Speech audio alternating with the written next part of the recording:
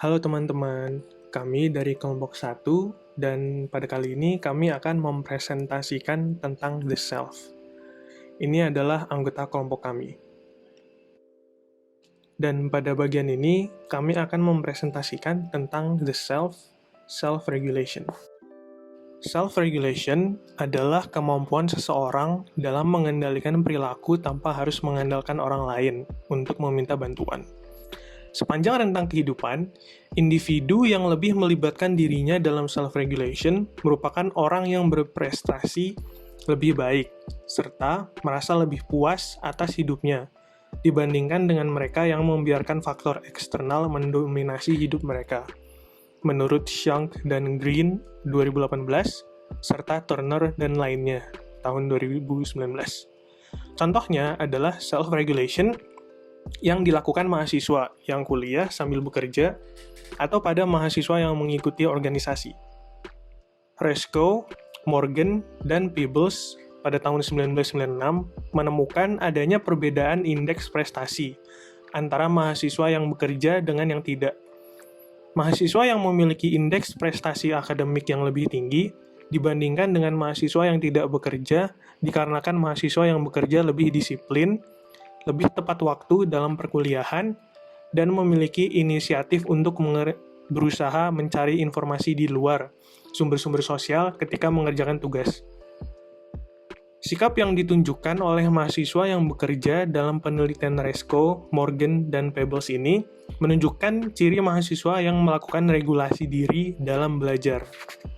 Marshmallow eksperimen dilakukan oleh Michelle pada tahun 1960 dan dilakukan untuk mengetes beberapa anak berumur 4 dan 5 tahun di Taman Kanak-kanak Bing di dalam kampus Universitas Stanford.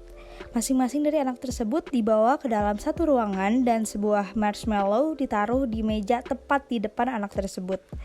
Mereka diberitahu bahwa mereka boleh memakan marshmallow tersebut sekarang, tetapi apabila mereka menunggu 20 menit, Michelle akan kembali dan memberikan mereka tambahan satu marshmallow.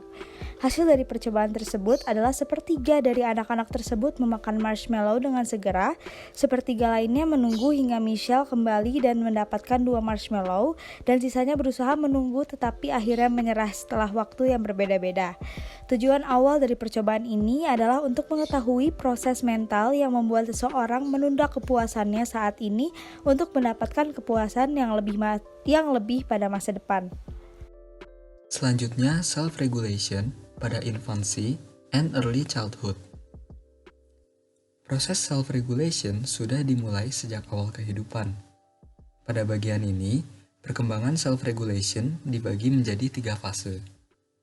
Fase pertama terjadi sekitar 12-18 bulan, di mana bayi bergantung pada pengasuhnya untuk memahami bahwa suatu perilaku dapat diterima atau tidak.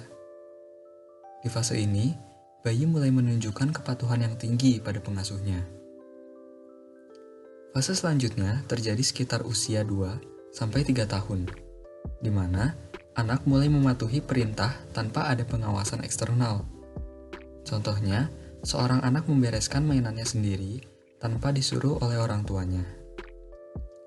Lalu fase berikutnya terjadi pada saat usia prasekolah, di mana pada usia ini anak sudah mulai memiliki kemampuan self-regulation yang baik. Pada fase ini, anak belajar untuk menolak godaan serta menginstruksikan dirinya sendiri untuk bisa fokus.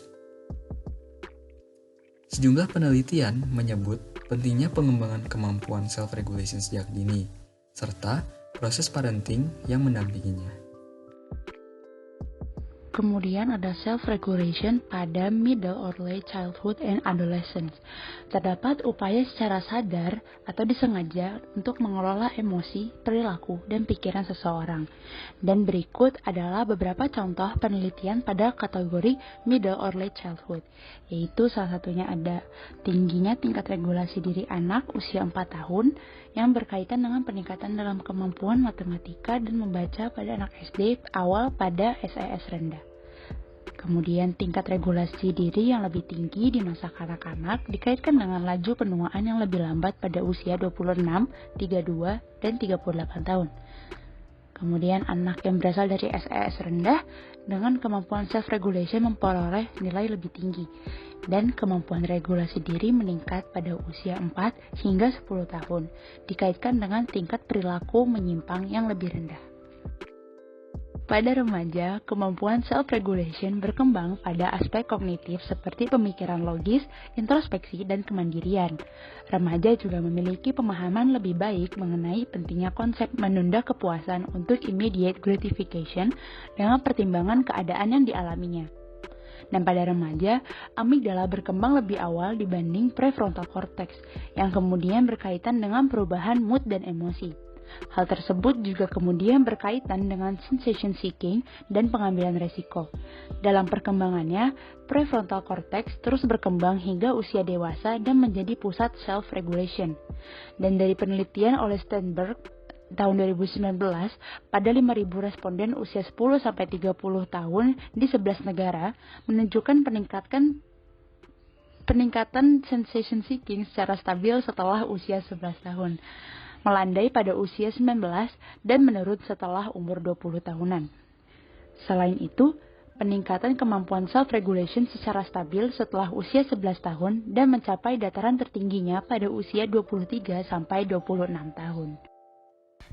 Lalu terdapat effortful control, yaitu konsep penting pada self-regulation pada middle or late childhood and adolescence, yaitu menahan impuls dan tidak terlibat perilaku destruktif. Contohnya adalah remaja menahan emosinya ketika disalip orang di jalan, lalu memulai dan menyelesaikan tugas yang memiliki nilai jangka panjang, meskipun hal tersebut tampak tidak menyenangkan. Contohnya adalah remaja yang menghabiskan waktu mengembangkan minat fotografinya daripada bermain dengan teman-temannya di klub. Lalu fokus dan mempertahankan atensi serta tidak menghiraukan distraksi. Contohnya adalah remaja yang tidak menghiraukan notifikasi handphonenya saat belajar. Pada masa dewasa, terdapat suatu teori yang menjelaskan mengenai self-regulation yang bernama Selective Optimization with Compensation Theory. Teori ini dikemukakan oleh Paul Bates dan rekannya saat mewawancarai seorang pianis, di mana teori ini menyatakan bahwa seorang individu bisa menghasilkan sumber daya yang baru dan mengalokasikannya secara efektif pada hal yang ingin mereka kuasai. Terdapat 3 faktor pada teori ini. Yang pertama adalah selection, yang berdasar pada konsep bahwa orang dewasa yang lebih tua memiliki penurunan kapasitas dan kehilangan fungsi, yang membutuhkan penurunan kinerja di sebagian besar domain kehidupan, seperti contohnya memori dan keterampilan fisik. Lalu yang kedua adalah optimization. Optimization memungkinkan orang dewasa untuk mempertahankan kinerja di beberapa area melalui praktik berkelanjutan atau penggunaan teknologi yang baru. Contohnya seperti bermain teka-teki silang untuk mempertahankan memori. Lalu yang terakhir adalah compensation. Compensation terjadi ketika life task membutuhkan level kapasitas yang lebih tinggi dari kapasitas yang sekarang dimiliki, khususnya pada keadaan yang menuntut fisik dan mental yang tinggi.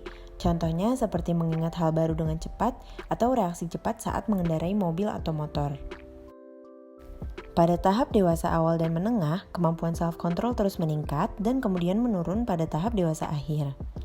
Self-control ini adalah hal yang berperan penting pada kehidupan di tahap dewasa akhir karena dapat membantu dalam mengurangi level depresi menjadi lebih rendah dan mencegah obesitas. Dengan menggunakan teori selective optimization with compensation yang sudah dipaparkan, individu dapat beradaptasi dengan penurunan yang terjadi dalam dirinya sehingga dapat terus-menerus hidup dengan baik walaupun lebih banyak memiliki batasan. Sekian pemaparan materi yang dapat kami sampaikan. Terima kasih telah menonton. Have a nice day.